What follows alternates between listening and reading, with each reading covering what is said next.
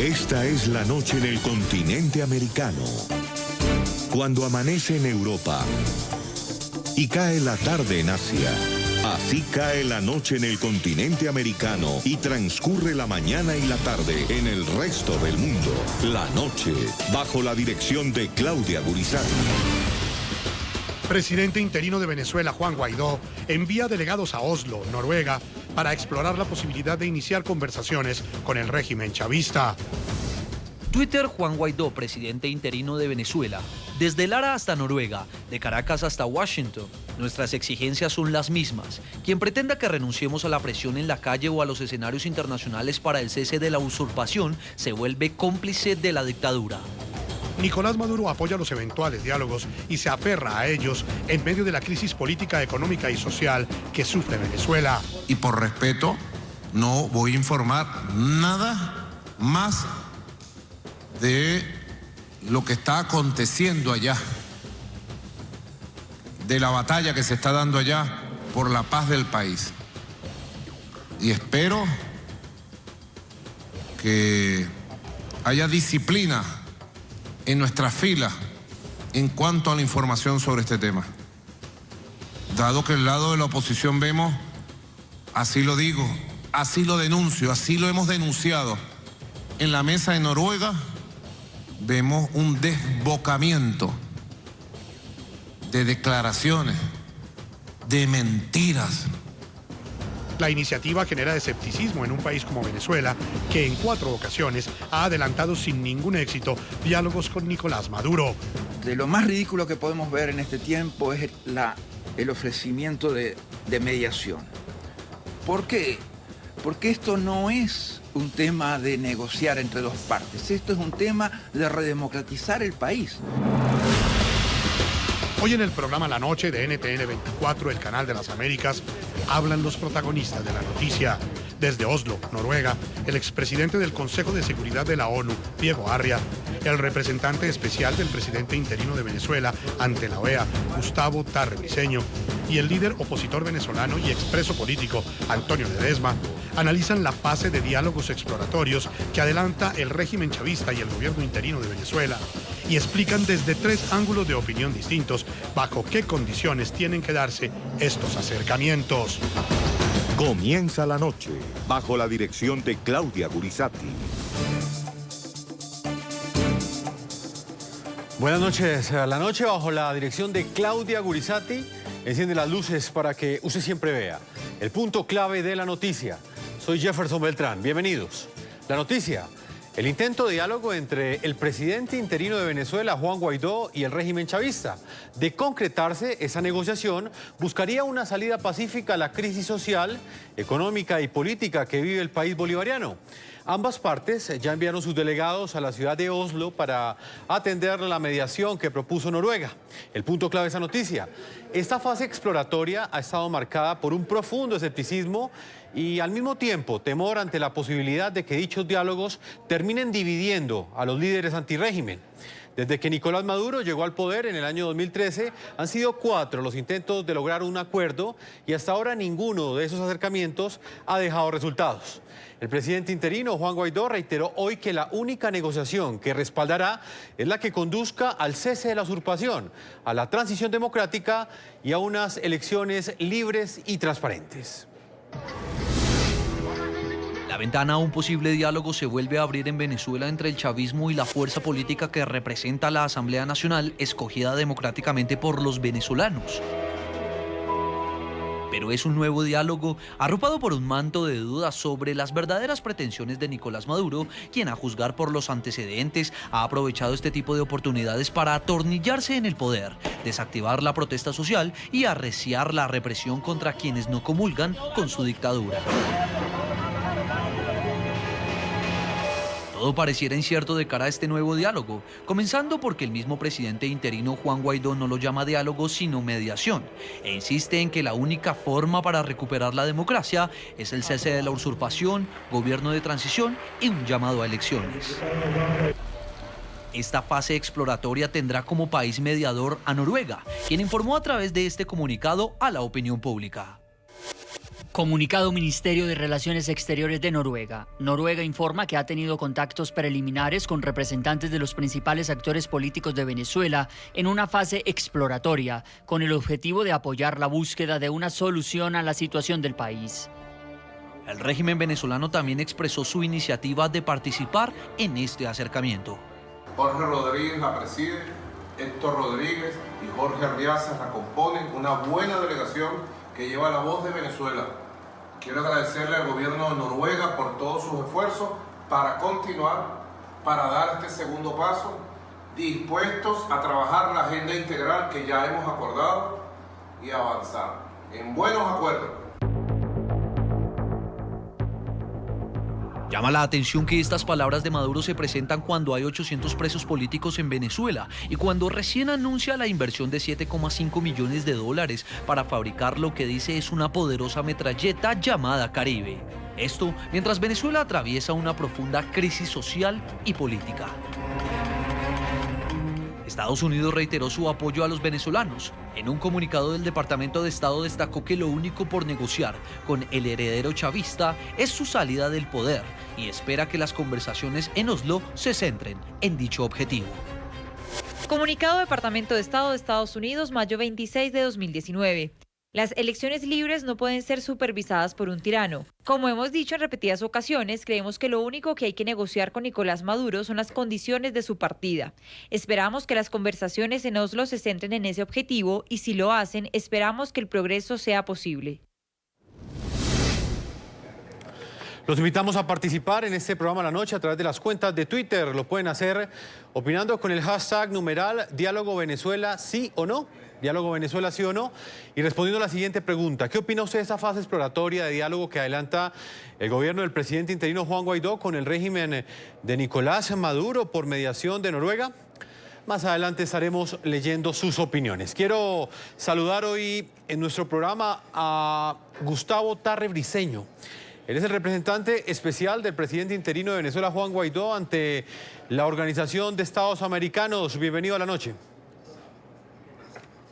Muchísimas gracias. Señor Gustavo Tarre, le quiero preguntar puntualmente, ¿cuándo comienza esta fase exploratoria de diálogos? Escuchábamos al comienzo de este programa que Nicolás Maduro ya envió sus delegados, lo ha hecho también el presidente interino Juan Guaidó, pero no existe la suficiente información para saber cuándo comienzan y qué alcance van a tener estos primeros acercamientos. Bueno, la fecha exacta yo no la conozco. El alcance sí está absolutamente claro y ustedes lo vienen diciendo en todos los avances que han hecho a esta entrevista. El objetivo que persigue la representación del presidente provisional Juan Guaidó es negociar con los representantes del gobierno el día, la fecha y la hora de salida de Nicolás Maduro de la presidencia a efecto de que se pueda iniciar un gobierno de transición. Es decir, este proceso de negociación tiene una diferencia muy importante en relación a los anteriores, a los 4 procesos anteriores que fracasaron y que son la causa de mucho escepticismo por parte de los venezolanos cuando se les habla de diálogo. El diálogo hasta ahora fue utilizado por Nicolás Maduro para ganar tiempo, para desmovilizar y para dividir a la oposición. En esta ocasión, la posibilidad de que sea para ganar tiempo es muy pequeña, porque los negociadores llevan como instrucción que si el objetivo no es ese, negociar la salida de Maduro, no tiene ningún sentido continuar la negociación. Hablemos de ese punto, señor Tarre. ¿Cómo van a lograr ustedes que este no sea un nuevo intento por ganar oxígeno? Nicolás Maduro enfrenta el que es quizás su peor momento desde que asumió el poder en el año 2013, meses después de que muriera Hugo Chávez. ¿Cómo lograrán ustedes que Nicolás Maduro no termine sacando ventaja de este episodio y quizás dividiendo a los líderes antirrégimen? Bueno, la respuesta es muy sencilla. Si el objetivo que persigue la oposición, que es negociar la inmediata salida de Maduro, no se pone en evidencia en las primeras horas de la negociación, estas se interrumpen y se terminan.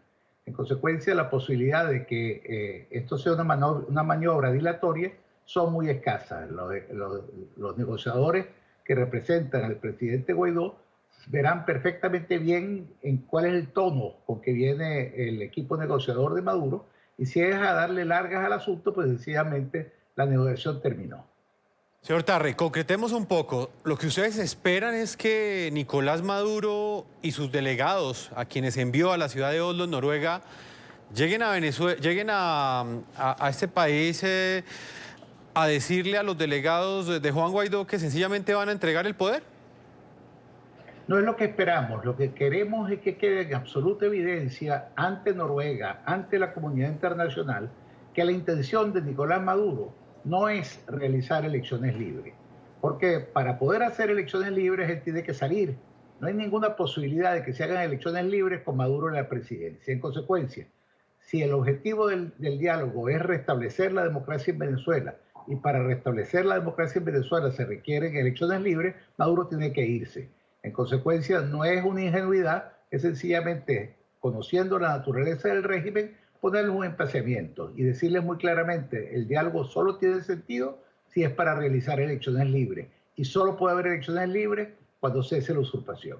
Señor Tarre, lo hemos invitado porque usted es uno de los protagonistas de esta noticia, es el representante especial del gobierno interino de Juan Guaidó ante la Organización de Estados Americanos.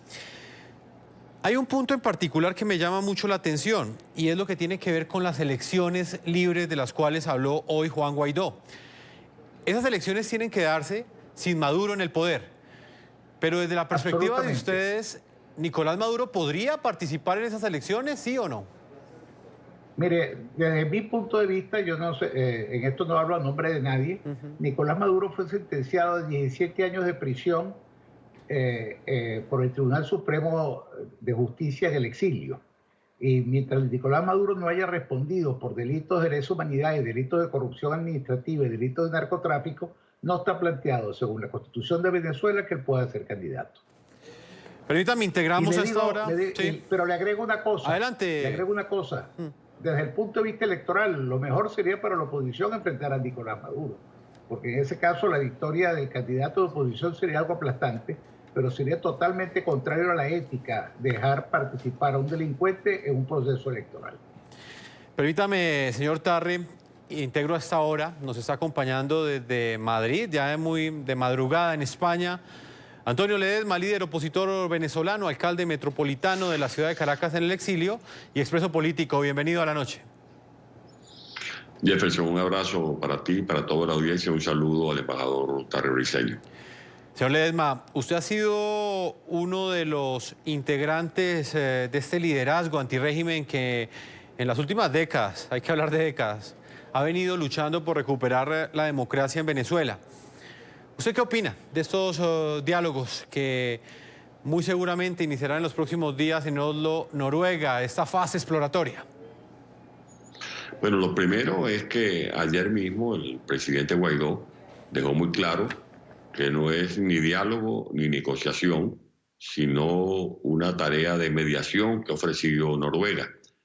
Y creo que también está muy claro que las cartas que va a colocar sobre la mesa la representación del presidente Guaidó no deja lugar a duda de que la única alternativa es el cese de la usurpación.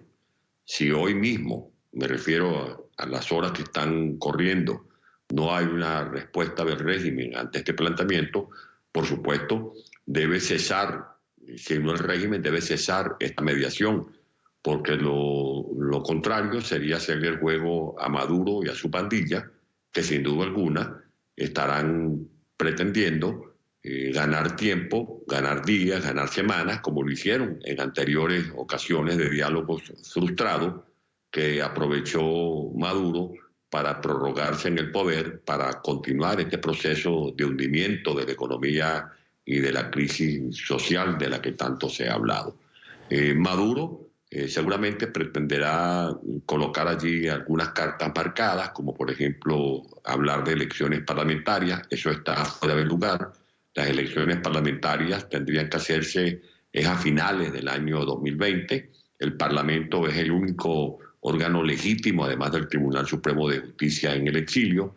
Tampoco se puede caer en la trampa de una fórmula llamada referéndum, cuando ya se planteó en el 2016, era la oportunidad para hacer el referéndum revocatorio que el propio Maduro saboteó con la ayuda de los moderadores que actuaron en aquel entonces, los expresidentes Zapatero y Samper.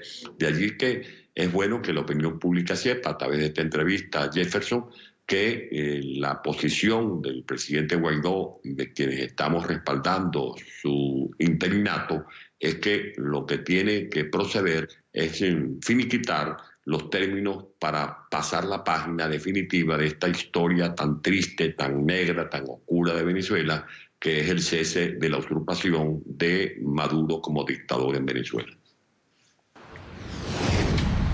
Los acercamientos de Oslo, como ya los llama la prensa, no representan el único intento de diálogo entre el régimen de Nicolás Maduro y las fuerzas políticas que representan su contrapeso. En el pasado hubo acercamientos incluso televisados que terminaron sin excepción fortaleciendo al chavismo y debilitando al antichavismo. Por ejemplo, entre 2002 y 2003 el entonces secretario de la OEA, César Gaviria, trató de propiciar un diálogo entre Hugo Chávez y la oposición con mediación del expresidente de Estados Unidos, Jimmy Carter. Pero aunque Chávez hablaba de su disposición a entablar acuerdos, este nunca se materializó. En 2014, y asediado por una ola de protestas de la sociedad civil, principalmente estudiantes, Maduro respondió con represión, pero también con la palabra diálogo. También a representantes de Un Nuevo Tiempo, a Enrique Capriles Radonsky. Un encuentro que tuvo lugar en el Palacio de Miraflores y que contó con la participación de reconocidas figuras de la oposición, entre ellos Enrique Capriles, Jesús Torrealba, Julio Borges y Henry Ramos Alup. En ese entonces, Maduro también invitó al cardenal Pietro Parolin como testigo de lo que llamaba su buena fe. Saben que yo nunca aspiré a estar sentado aquí. Las circunstancias de la historia me colocaron aquí.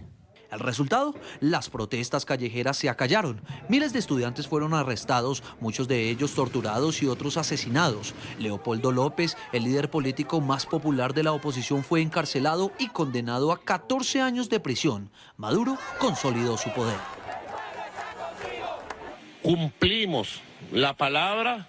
2 años después volvió a pasar lo mismo. Maduro convocó a un diálogo, esta vez en República Dominicana. En esta ocasión la confusión reinó. Numerosas delegaciones, muchas promesas y divisiones de parte y parte que al final terminaron en nada. Creo que la mesa de diálogo se irá consolidando y recibiremos enero, febrero, marzo con una mesa de diálogo fortalecida. De ahí que no sea de extrañar que más que una intención de buscar consensos, a Nicolás Maduro el diálogo solo le ha servido para dividir a sus detractores, fortalecer su régimen y perpetuarse en el poder. Fueron a Noruega a encabezar la delegación de Venezuela en el inicio y la exploración de conversaciones y diálogos con la oposición venezolana para construir una agenda de paz para el país. Vamos inmediatamente a Oslo, Noruega. Allí está Diego Arria, señor expresidente del Consejo de Seguridad de la Organización de Naciones Unidas, venezolano en el exilio. Bienvenido al programa La Noche. Muchísimas gracias, Jefferson. Señor Arria, ¿usted cree que dialogar en este momento realmente es una opción viable y pragmática para lograr una solución a la crisis política, económica y social que vive Venezuela? Francamente no lo es. Cuando tú ves que, por ejemplo, el vicepresidente de la República, porque eso es, el diputado Zambrano como vicepresidente de la Asamblea, está preso, que el jefe de gabinete del presidente Guaidó está preso y sin embargo inician lo que los noruegos llaman un proceso.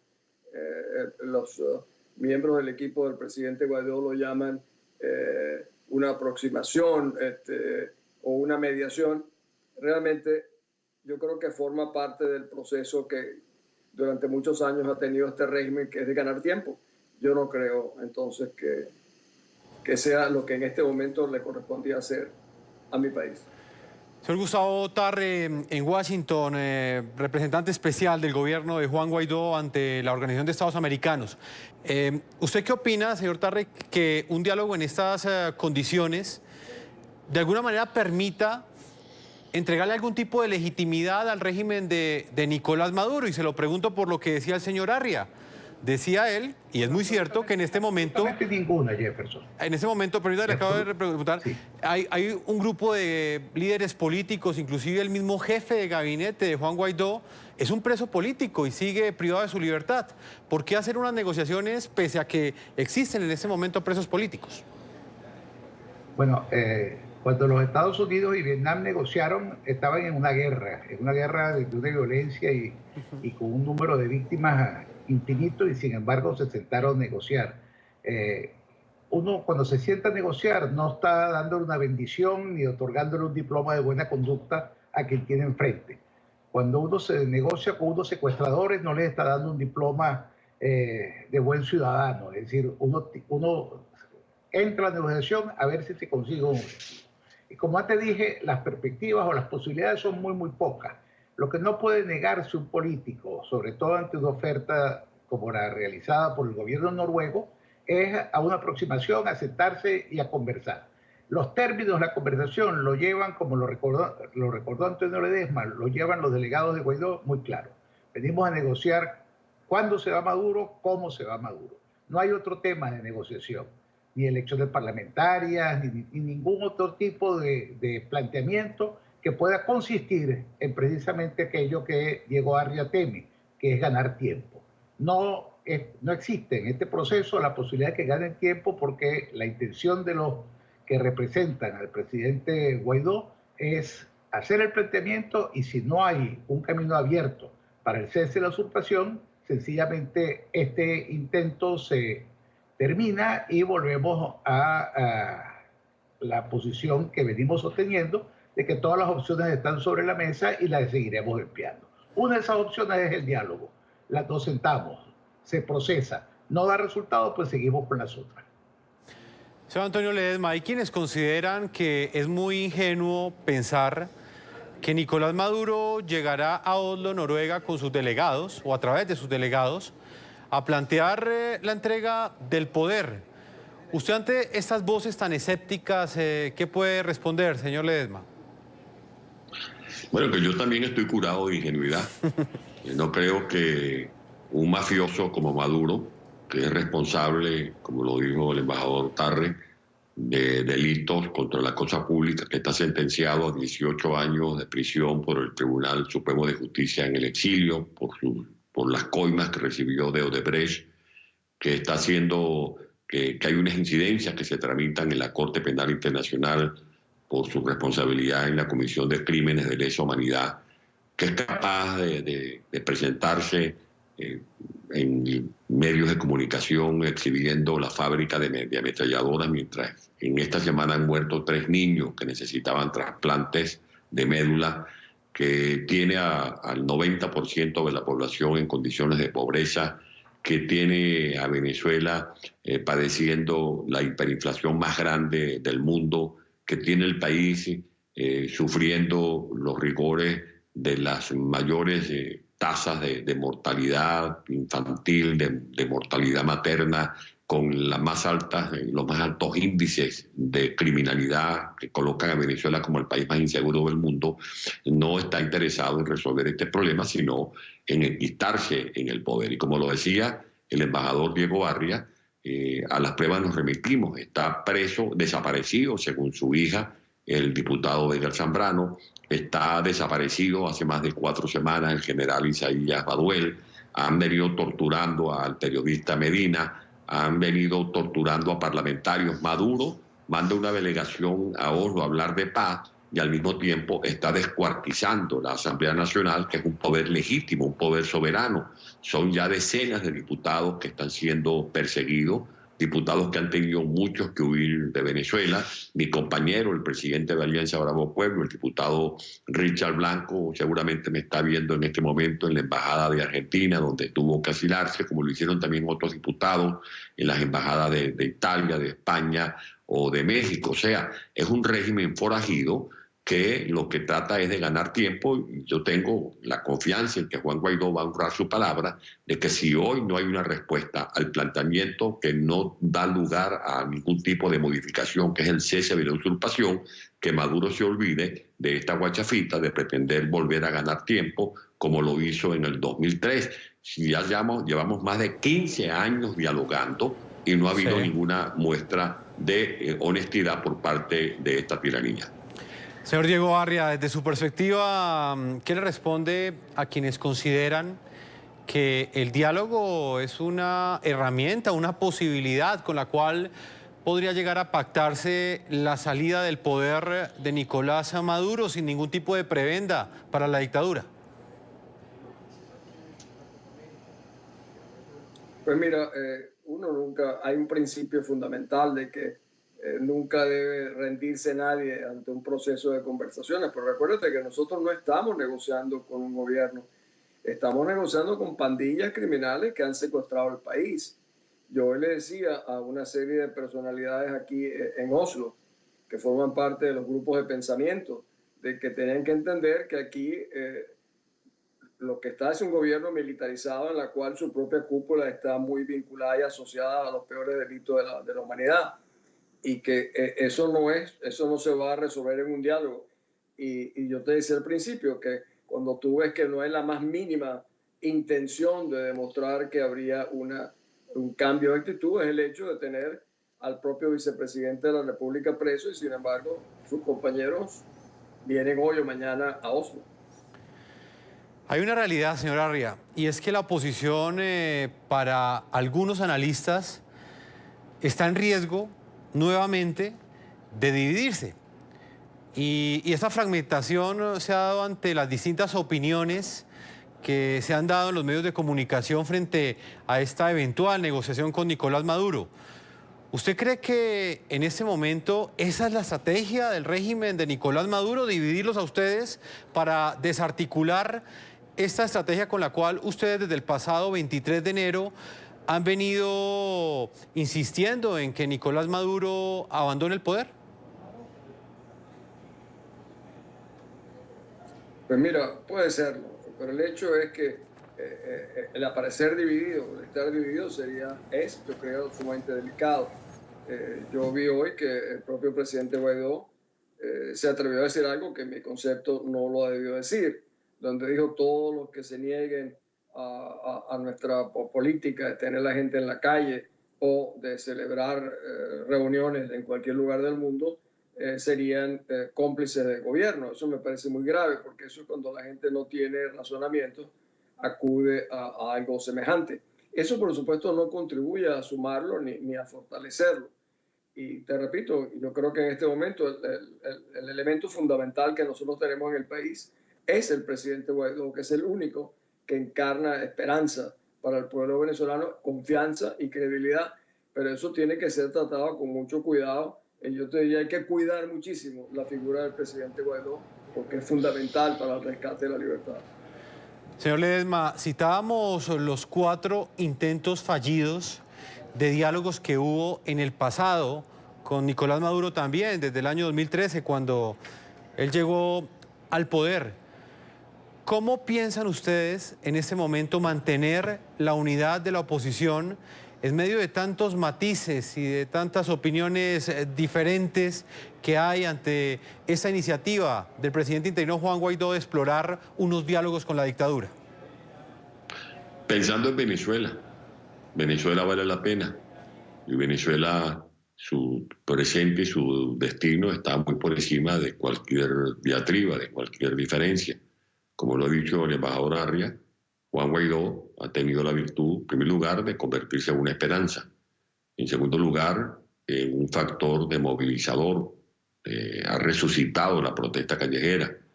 En tercer lugar, ha logrado concitar en su entorno a todos los distintos factores de lo que se llaman oposición, que más allá de nuestras discrepancias, tenemos un punto de coincidencia que es respaldar al gobierno de transición que representa Guaidó. Y en cuarto lugar, ha logrado consolidar el respaldo de la comunidad internacional. Sobre los diálogos ya tenemos experiencia y hay que aprender de ella. Hoy, precisamente, Jefferson, tú como periodista debes saberlo, se cumplen 12 años del arrebato, del secuestro, de la licencia de los equipos de Radio Caracas Televisión. Y lo recuerdo porque en la introducción de este programa ustedes pasaban un memorial de las diligencias que hizo el expresidente Gaviria como secretario general de la OEA, la diligencia que hizo el expresidente Jimmy Carter, el papel que jugó el doctor Asdrúbal Aguiar promoviendo, por ejemplo, la resolución 833 de la OEA, mediante la cual se comprometía el régimen de Chávez en aquel momento a respetar la libertad de expresión, a desarmar a los grupos violentos, y eso lo incumplieron, se burlaron de ese acuerdo, porque meses después cerraron Radio Caracas Televisión y después comenzaron a fortalecer a los llamados colectivos, a los escuadrones de la muerte, que hemos visto recientemente a Maduro y a Diosdado Cabello exhibir por la televisión los campos de entrenamiento de todos estos grupos de sicarios que usan para amedrentar a la ciudadanía venezolana. Por lo tanto, con estas mafias no esperemos, ojalá, Dios mío, que yo esté equivocado, pero no esperemos soluciones. Estas mafias no van a salir por las buenas. Estas mafias aprovechan la buena voluntad del diálogo para ganar tiempo, y esa es la lección de la historia que tenemos que aprender, como lo dijo ayer Guaidó, de que no estamos en un proceso de diálogo, sino en una labor de mediación por parte de Noruega, y que si no hay una respuesta hoy mismo, lo lógico es que se levante, no se le dé largas a este asunto, que sirva como maniobra de Maduro para desinformar a la opinión pública nacional e internacional. Señor Gustavo Tarre Briceño, es que el tema de la división de la oposición es quizás una de las preocupaciones más grandes que hay, teniendo en cuenta los antecedentes que hubo en el pasado, cuando se dieron estos intentos fallidos de negociación. La principal o la más grave consecuencia fue esa, la división de la oposición, o en ese caso, en ese momento de la oposición al chavismo, en este momento pues del gobierno interino. Yo quiero leerle, señor Tarre, un mensaje que escribió hoy Juan Guaidó en su cuenta de Twitter, y dice lo siguiente, dice: desde Lara hasta Noruega, de Caracas hasta Washington, nuestras exigencias son las mismas. Quien pretenda que renunciemos a la presión en la calle o a los escenarios internacionales para el cese de la usurpación, se vuelve cómplice de la dictadura. ¿Quiénes son los cómplices de la dictadura, señor Tarre? Cualquier sector de los líderes antirrégimen que cuestione esta negociación. ¿Esto es fuego amigo? Mire, lo primero que hay que aclarar es que quienes nos oponemos a Nicolás Maduro compartimos el ideal democrático, y la democracia no es unanimidad de pensamiento, no es que todo el mundo piense igual, no es que hay uno que piense y los demás que siguen. Cada quien puede tener el criterio que mejor le parezca y enfocar el futuro del país bajo la visión que le parezca más oportuna. Esto es propio de la democracia, la existencia de criterios distintos. Ahora, fíjense usted que hemos oído a Diego Arria, hemos oído a Antonio Ledesma y he hablado yo. Y los tres sostenemos que Juan Guaidó es la esperanza y es la credibilidad para los venezolanos. No son palabras mías, se las copié a Diego Arria, las anoté: esperanza y credibilidad, eso encarna a Juan Guaidó, en eso coincide Antonio Ledesma y en eso coincido yo. Vamos a buscar qué es lo que nos une y no divergencias que puede haber, enfoque que puede ser distinto, que pueden ser además muy legítimos. Porque fíjense bien, Jefferson, lo que estamos discutiendo es que nadie está diciendo que Maduro es un demócrata, que Maduro se sienta de buena fe en una mesa de negociación. Todos coincidimos en que Maduro es un delincuente y que no se puede confiar en él. La divergencia de criterios se centra exclusivamente en si vale la pena perder unos días intentando ver si por casualidad, como decía Antonio Ledesma, casi que por un milagro, Maduro puede recapacitar y decirle: bueno, yo estoy hundiendo a Venezuela y yo me voy. Bueno, hacer el intento cuesta muy, muy poco, y lo importante es que todos estemos muy conscientes de que si esto fracasa, como lo más probable es que vaya a fracasar, nadie tiene fe en Nicolás Maduro en Venezuela. Si esto fracasa, pues seguiremos la lucha en todos los otros terrenos en que lo venimos haciendo. Entonces, la idea de presentar a la oposición dividida creo que es una exageración. La Asamblea Nacional, en más del 99% de sus integrantes, respalda de manera muy, muy sólida a Juan Guaidó. Ayer en la ciudad de Barquisimeto, precisamente de donde Guaidó escribía el tweet que usted leyó, había decenas de miles de personas en la calle respaldando. Señor Tarre, en consecuencia, pensar que está dividida la oposición, creo yo que no se corresponde con la realidad. Y si las posibilidades indican que va a fracasar, ¿por qué hacerlo? Bueno, porque no se le puede negar una oportunidad que está brindando una parte de la comunidad internacional que tiene el respaldo de muchos gobiernos del mundo, y decirle nosotros de repente a los gobiernos de la Unión Europea, decirle al Reino de Noruega, no, nosotros no nos sentamos ni siquiera a conversar. Es al revés, véngase, vamos a ver, ustedes van a ser testigos. Eso pasó en República Dominicana. El diálogo fracasó, pero estaban 4 cancilleres presentes allí, y esos 4 cancilleres, cuando salieron de la reunión, le hicieron saber al mundo el talante de Nicolás Maduro, cuál era la actitud de Maduro en relación al diálogo, y eso fue extremadamente útil. Fue un fracaso porque no se llegó a ningún acuerdo, pero desde el punto de vista del repudio de la comunidad internacional a Nicolás Maduro, fue estupendamente bueno porque el mundo se dio cuenta que lo que tenía enfrente era un farsante y un delincuente que no tiene ninguna intención de llegar a nada. Si eso cambia, así sea por un milagro, bien. Si no cambia, pues se va a reafirmar la característica esencial de Maduro, que es un dictador. Señor Diego Arria, le leo a usted también la frase. Dice el presidente interino Juan Guaidó en su cuenta de Twitter: quien pretenda que renunciemos a la presión, ahí ustedes están viendo en pantalla el trino, en la calle o en los escenarios internacionales para el cese de la usurpación, se vuelve cómplice de la dictadura. Usted prácticamente, señor Arria, le respondió en la cuenta de Twitter a Juan Guaidó.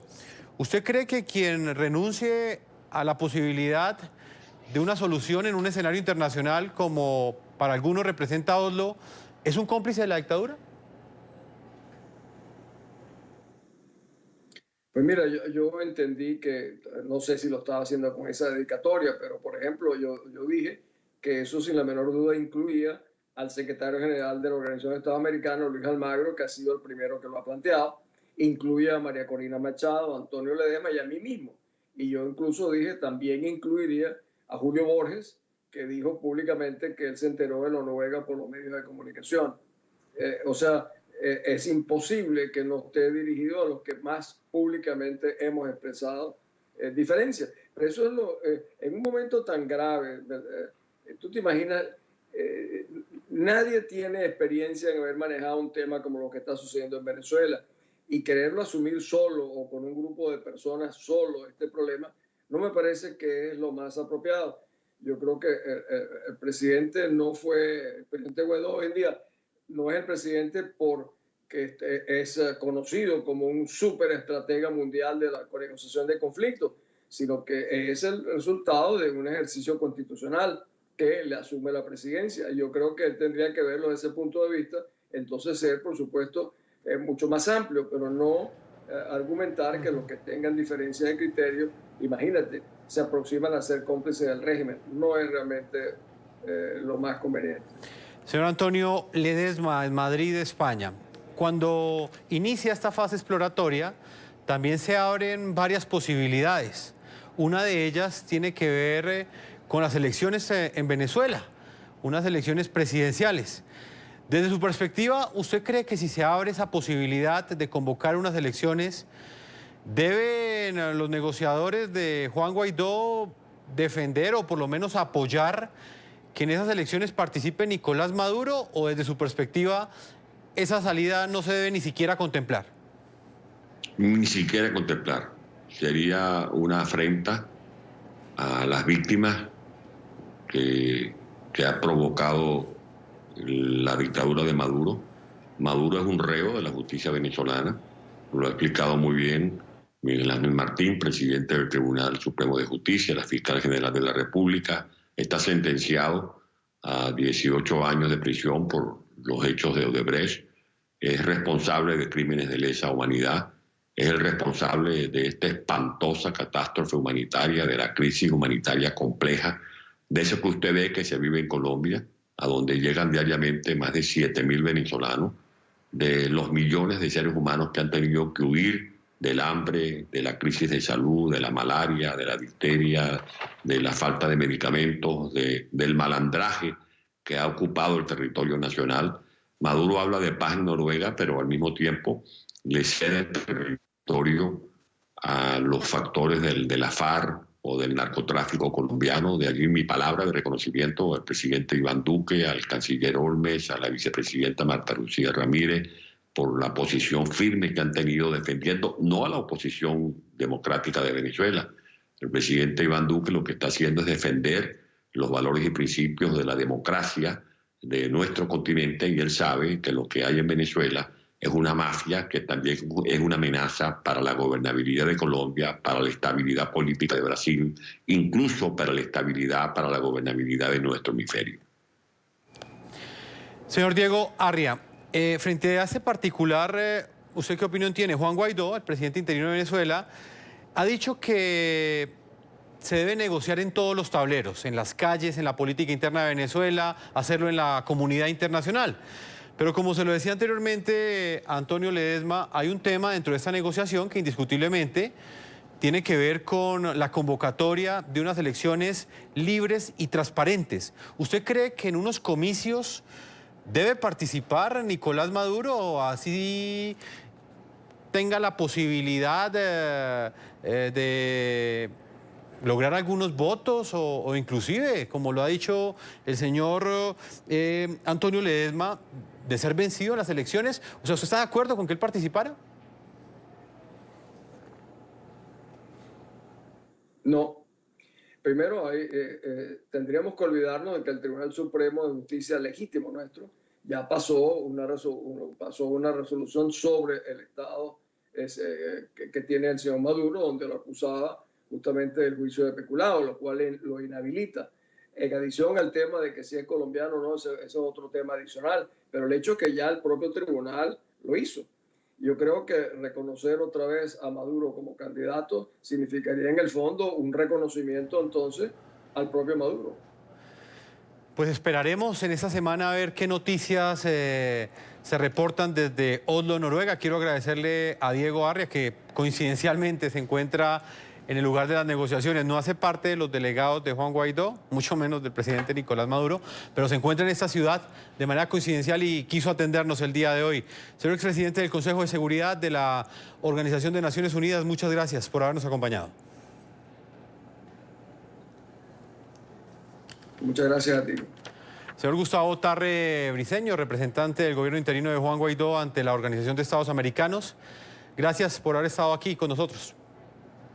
Muchísimas gracias, Jefferson. Un honor haber estado compartido con ustedes esta conversación. Muchos éxitos, señor Tarre. Esperamos que todo salga bien para Venezuela.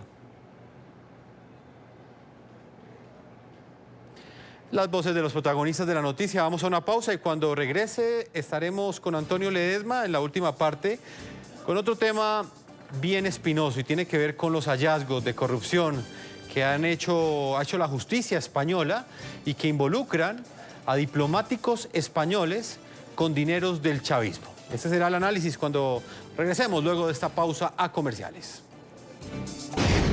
Él es Raúl Morodo. Ejerció como embajador de España en Venezuela entre los años 2004 y 2007. Para esa época, el gobierno español estaba en cabeza de José Luis Rodríguez Zapatero y en Venezuela era Hugo Chávez quien ostentaba el poder. Morodo está en el foco de la justicia española, es investigado como presunto cabecilla de una trama de corrupción que involucra recursos de la estatal petrolera de Venezuela, PDVSA. Dentro de ese proceso, un juez ordenó el pasado 20 de mayo la captura de 4 personas, entre ellas Alejo Morodo, hijo del ex embajador, un supuesto socio y las esposas de ambos.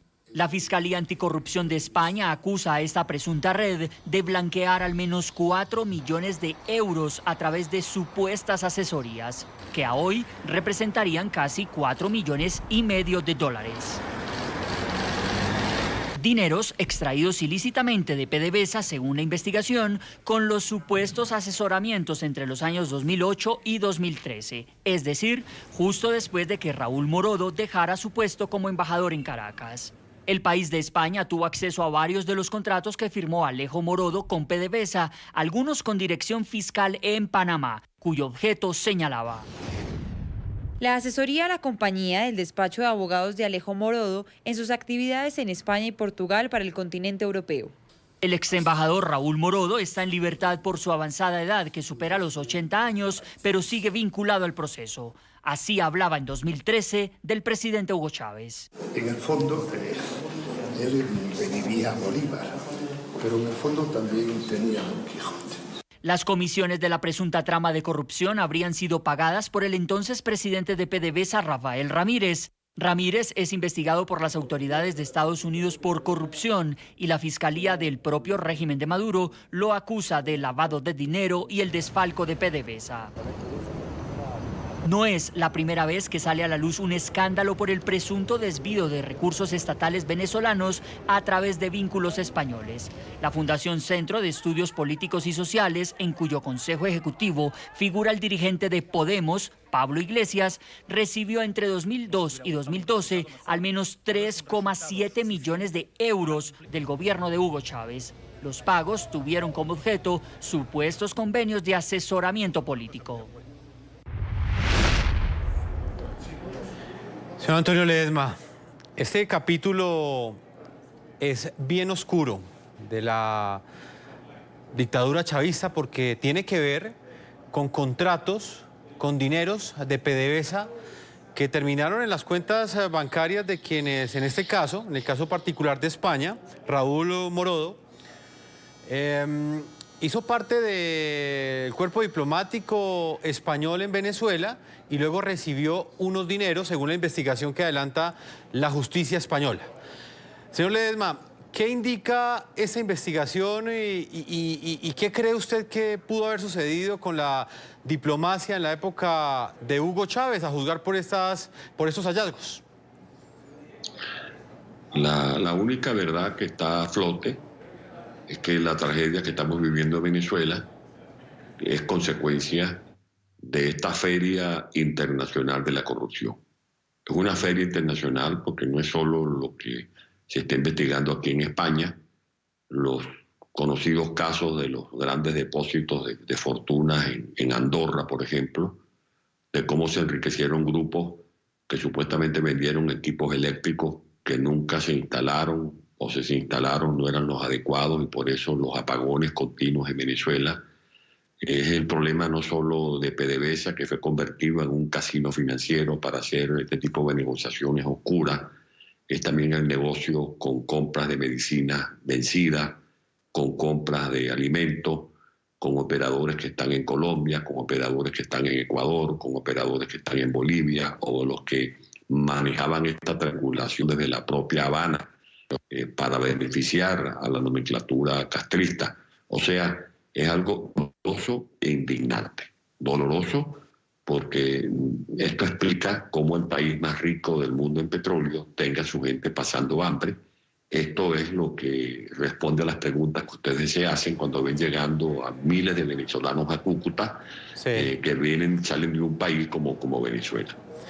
Señor Antonio Ledesma, ¿hasta dónde cree usted que esta investigación de la justicia española devela una práctica del régimen chavista que pudo haber sido también aplicada para otras delegaciones diplomáticas? Siempre se ha hablado de los petrodólares en Centroamérica, países del continente americano que en la Organización de Estados Americanos siempre apoyaron a Hugo Chávez y a su diplomacia, y que no pocas veces le entregaron las mayorías para que en la Organización de Estados Americanos nunca fuera sancionado Hugo Chávez.